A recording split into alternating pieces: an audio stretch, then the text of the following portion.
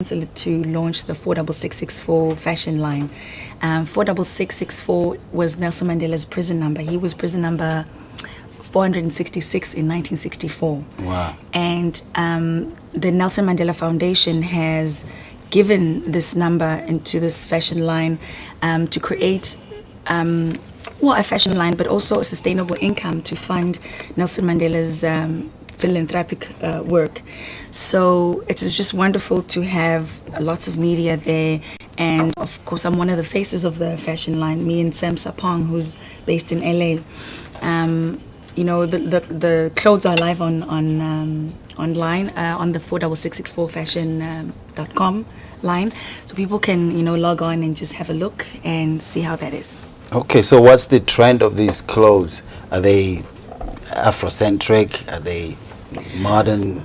We really drew on South African fabrics and heritage, so It's very vibrant, very with African with patterns and color. Right. It's very reflective of South African people. 60% of the clothes are made in South Africa. Mm-hmm. So they're very instrumental in job creation as well. And just beautiful. I mean, I had one of the upper-ended dresses, which are very elegant, sort of a cocktail kind of dress. And they're beautiful. I just really would suggest people have a look online. Okay. Now, when we talk about apartheid South Africa and we talk about Nelson Mandela, when was the first time, obviously, that you found out how great this man was, or in fact, found out that there was a great man called Nelson Mandela? Growing up, there were plenty of songs about Nelson Mandela. Mm-hmm. When I was born, all there was apartheid. So that was a way of life. So this was normal for me as a child. But I remember the songs that were sung. They really were smart in preserving the history of what had happened. So through these songs, through these uprising songs, I got an understanding of how South Africa was in the situation. Right. And I got an idea of who Mandela was. And I mean, as I said, living in an apartheid environment was like the norm.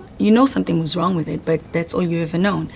However, when Nelson Mandela was released, you could feel a different kind of energy in the country. There was a very profound change. There was an excitement. It was actually mind-blowing. And I think at that moment did I understand how vital this man was to the country.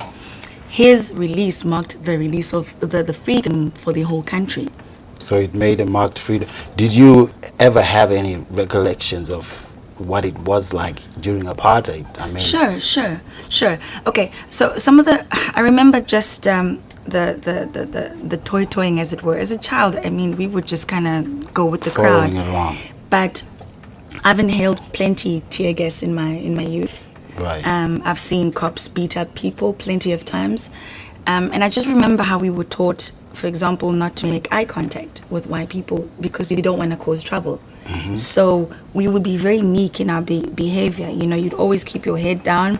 If a white person was coming towards you, you move out of the way and get out of trouble.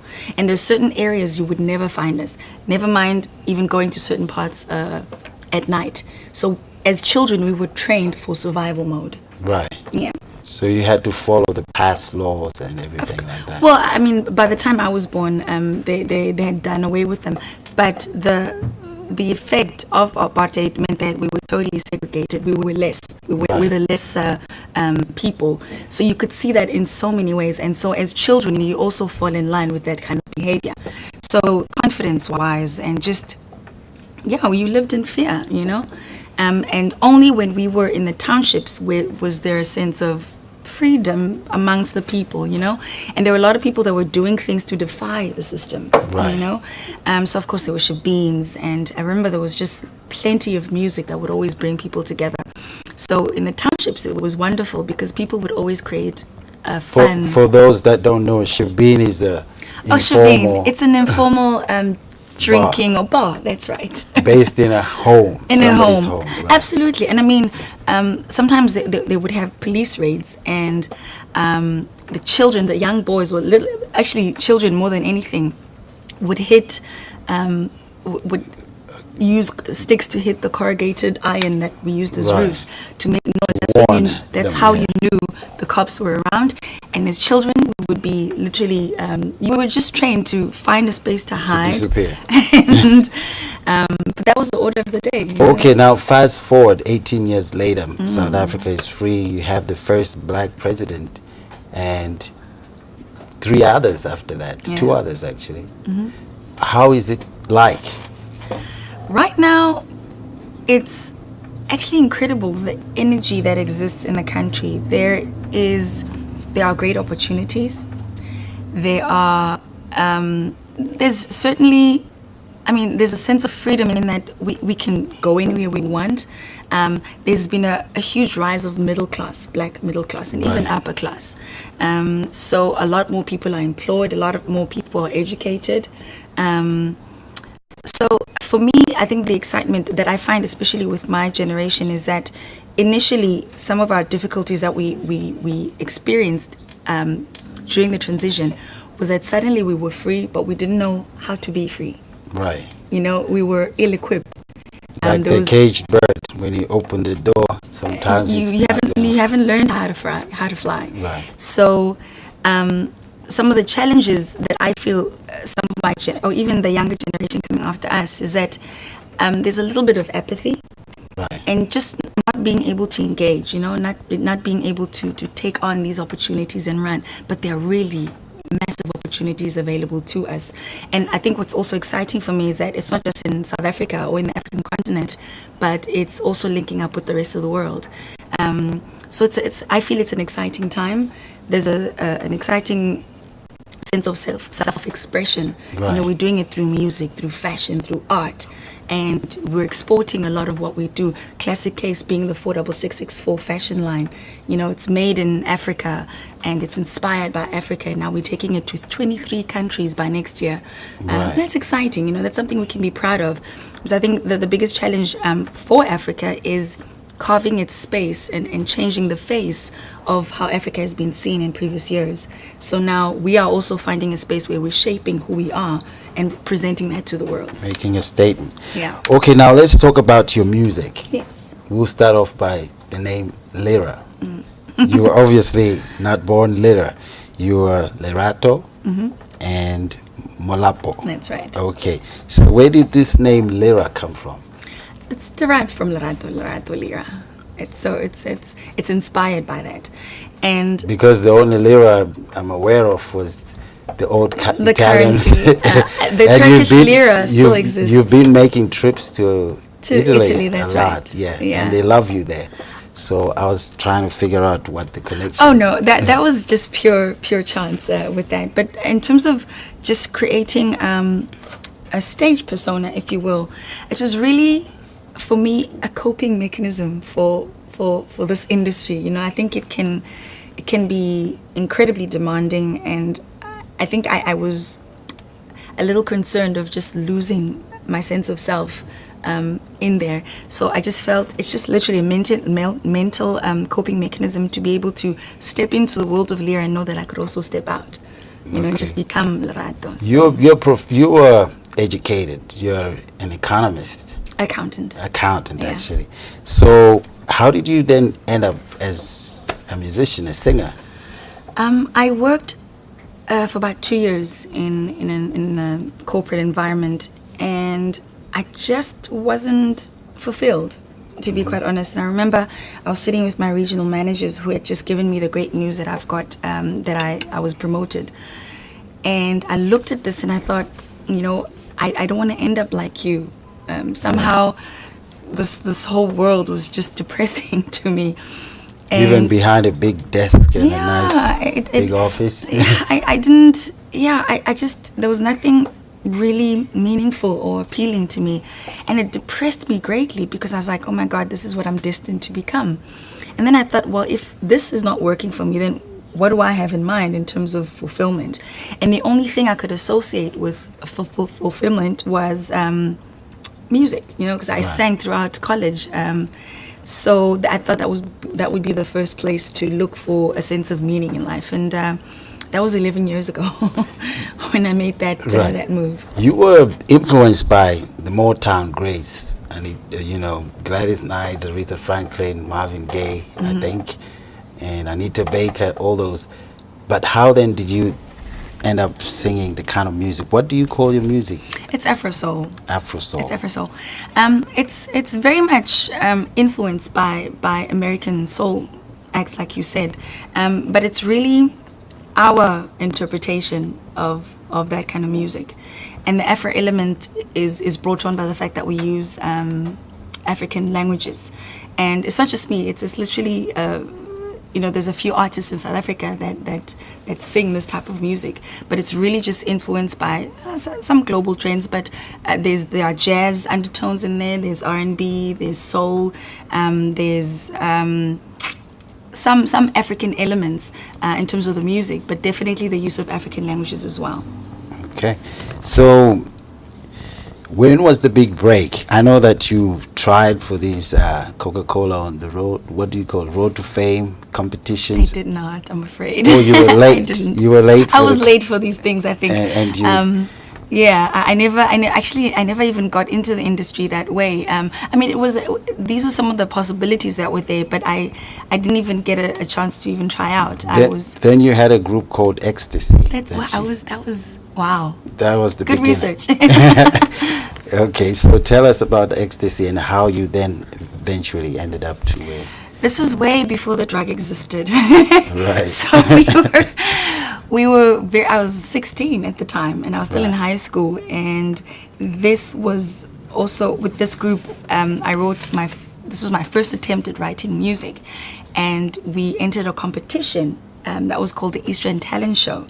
That we certainly did, and this was in 1995, and we were competing against various kinds of genres and artists, and we won Best Vocalists, Best Composition, and Best Performance, and that was very affirming to me. That was, I think, the first time I realized that I really did have a knack for this. Okay, now talking about awards and all that, can you break it down for us, because there've been so many over the years, and you have platinums, you have the Summer Awards, you have all these. Can you just Sure. give us? Since 2006, I've won 9 South African Music Awards. Those are like our Grammy equivalent in South Africa. So I've won two times Best Female, Best Global Charts DVD Album of the Year, Best Remix. So all in all, it's 9 awards. And then I've won Most Stylish Fashion Icon. Obviously. I've also won another award called the Style Award, and I think one of my most proudest ones is I was given this by the Student Sponsorship Program as a role model, and then also a charity one for being the biggest fundraiser. So good. Those are really special to me. So I know that you've been in the States on a project. You're going to release a DVD of live music, and I've actually seen one of your first DVDs that you did. Tell us about this current one. In the States, for about, I think, 10 days ago, I released my debut album, Rise Again. It's available on iTunes. So I'm very excited about that. And then in South Africa, on Monday, in fact, I released my second live DVD, and it's also Africa's first concert film.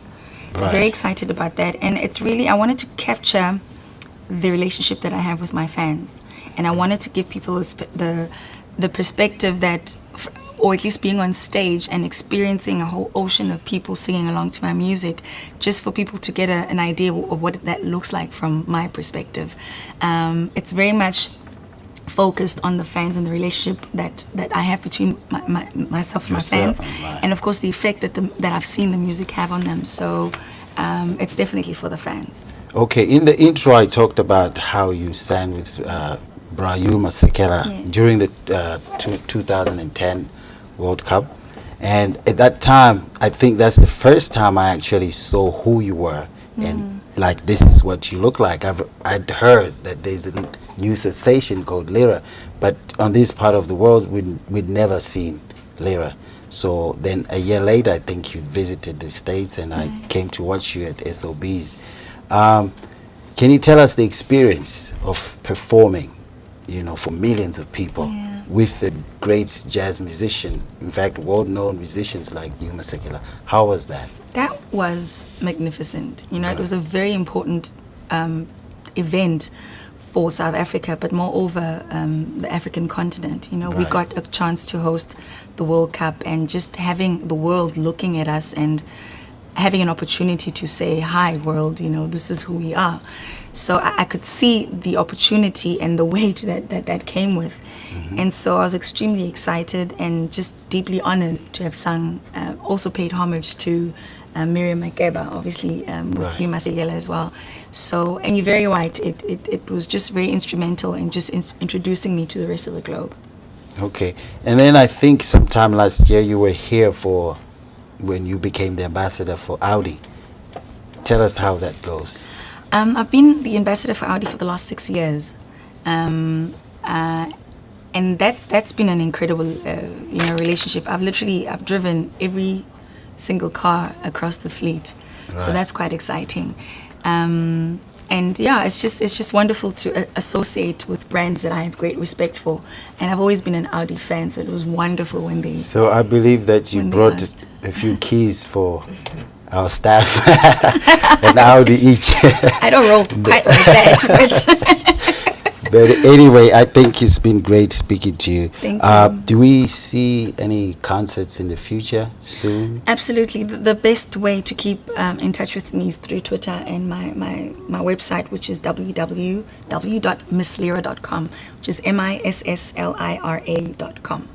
And obviously my Twitter and Facebook links are also there. So I also have an iTunes and Android app, so just search for Lira and you can keep in touch with me. Okay, cool.